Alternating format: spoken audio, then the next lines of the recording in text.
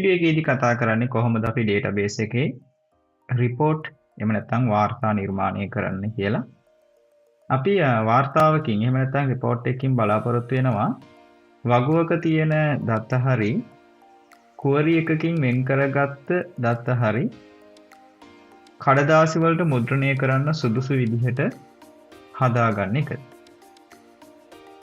මේ සඳහා අපි මුලින්ම create tab එකට ගිහින් create tab එකේ report කියන මේ group එකේ report wizard කියන එක තෝරගන්නවා. මෙතනදී අපිට පුළුවන් අවශ්‍ය නම් එක් වගුවක් තෝරාගෙන ඒ වගුවට විතරක් රෙකෝඩ් එක හදාගන්න.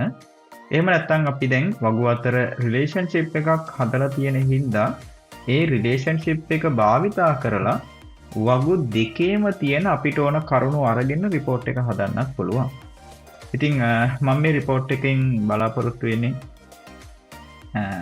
ස්ටුඩන්ට් ටේබල් එකකින් ස්ටුඩන්ට් ගේ නමයි දුරකථන අංකයයි අරගෙන මාක්ස් ටේබල් එකේ විෂයන් තුනේ ලකුණු සහ එක්සෑම් year එක අරගෙන ඔන්න ඔය කියන ශේෂ්ත්‍ර වලින් යුතු වාර්තාවක් නිර්මාණය කරගන්න එක.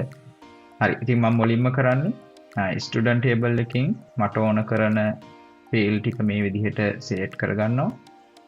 ඊට පස්සේ මම මාක්ස් ටේබල් එකට ගිහිල්ලා එතනින් මට ඕන කරන ෆීල්ඩ් ටික සිලෙක්ට් කරගන්නවා. ඊට පස්සේ මම next button එක උඩ ක්ලික් කරනවා. හරි. ඊට පස්සේ මෙතන දෙවෙනි පියවරත් අපි next කරනවා. හරි. මෙතනදී අපෙන් අහනවා මේ ශේෂ්ත්‍ර group කරන්න ඕනද කියලා. හරි. අවශ්‍ය වෙන්නේ නැහැ. මේ තියෙන විදිහටම අපි next කරගන්නවා. හරි. ඊළඟට මෙතන වැදගත්. මෙතනදී අපි දැන් අපේ report එකේ දැන් record ගොඩක් පෙන්නනවා නම් අපිට පුළුවන් මේ record වල order එක එන්න ඕන මොන ශේෂ්ත්‍රයෙන්ද කියලා තෝරන්න. ඉතින් මම මෙතනදී year කියන ශේෂ්ත්‍රය තමයි තෝරන්නේ. year කියන field එකෙන් තමයි order එක හැදෙන්න ඕන. ඉතින් එතනදී මම ascending order එක select කරනවා. ඒ කියන්නේ අඩුම අවුරුද්ද ඉඳන් වැඩිම අවුරුද්දට යන පිළිවෙලට තමයි record ටික පෙළ ගැසෙන්න ඕන. ඊට පස්සේ මම මෙතනින් next කරනවා. හරි. ඊට පස්සේ අපිට දැන් මේක කඩදාසියකට මුද්‍රණය කරගන්න හින්දා අපි මෙතනදී මේ portrait කියන එක වෙනුවට landscape තෝරාගමු. හරි. ඊළඟ පියවරටත් අපි next කරලා අපිට පුළුවන් මේ report එකට නමක් දෙන්න. මම මෙතන student marks කියලා report එකට නම දෙනවා. හරි. ඊට පස්සේ අපි මේක finish කරමු.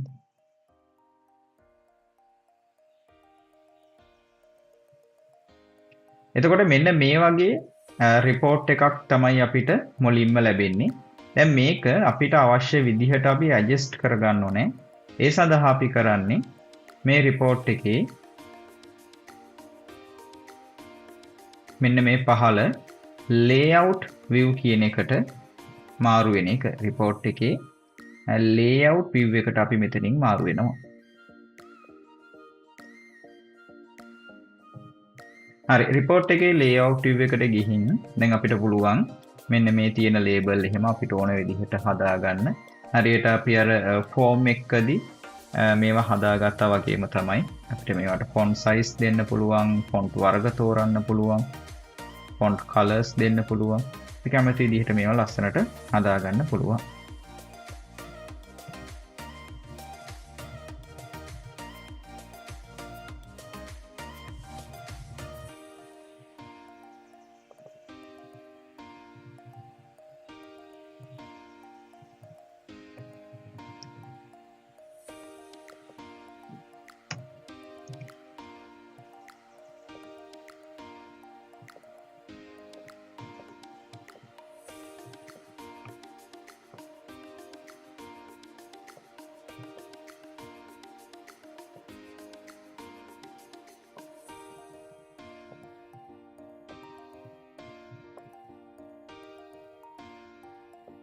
හරි. ඉතින් මේ සඳහා පොඩි වෙලාවක් අරගෙන අපි දැන් report එකක් කඩදාසියකට මුද්‍රණය කරගත්තාම ඒක හරි පැහැදිලිව බලන එක්කෙනාට හොඳට පැහැදිලිව පේන විදිහට තියෙන්න ඕන හින්දා ඉතින් report එක හදා ගන්නකොට මේ වගේ වෙනස්කම් සඳහා පොඩි වෙලාවක් ගත කරලා report එක අපි ලස්සනට හදා ගන්නත් ඕන.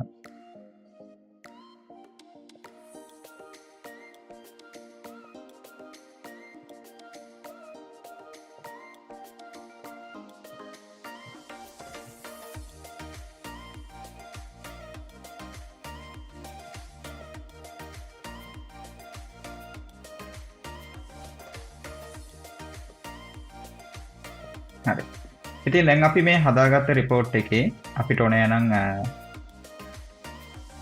ලස්සන තීම් එකක් තෝරන්නත් පුළුවන් මේ රිපෝට් එකට. අපි තෝරමු කොළ පාට වගේ තීම් එකක් මේ විදිහට. හරි. මේ විදිහට ඔන්න අපි අපේ රිපෝට් එකට ඕන කරන කරුණු ටික ඇඩ් කරගෙන ඉවරයි. හරි. ඉතින් මෙතනදී මුලින්ම අමල්ට අදාළ විස්තර සහ එයාගේ ලකුණු එක් එක්සෑම් එකකට අදාළව ඊට පස්සේ නිමල්ට අදාළ කරුණු ටික පෙන්නනවා. ඒ වගේම තමයි අන්තිමට කමල්ට අදාළ කරුණු ටික පෙන්නනවා.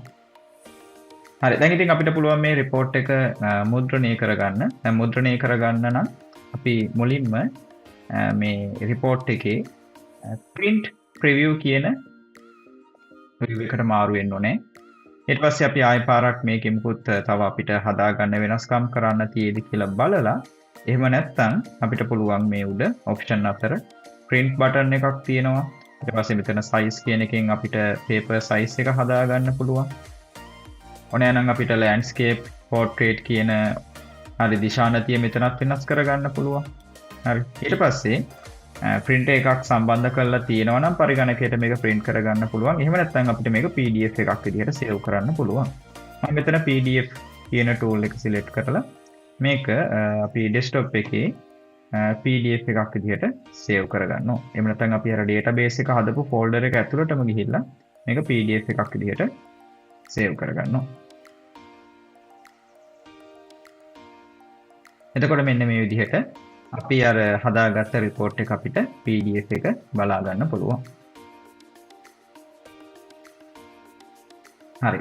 ඉතින් ඔන්න ඔය විදිහට තමයි අපි access කියන යෙදුම හරහා database එක නිර්මාණය කරලා අපිට 10 වසරේදී මේ පාඩමේදී කතා කරන්න තියෙන කොටසට අදාළ වැඩ ටික කරන්නේ. ඉතින් access කියන යෙදුමින් මේ database එකේ තව ගොඩාක් ලොකු දේවල් කරන්න පුළුවන්, සංස්කරණය කිරීම කරන්න පුළුවන්. අපි අර අපිට 10 වසරට අවශ්‍ය කරන පමණට විතරක් ලඝු කරලා තමයි මේ කොටස් ටික සාකච්ඡා කරේ.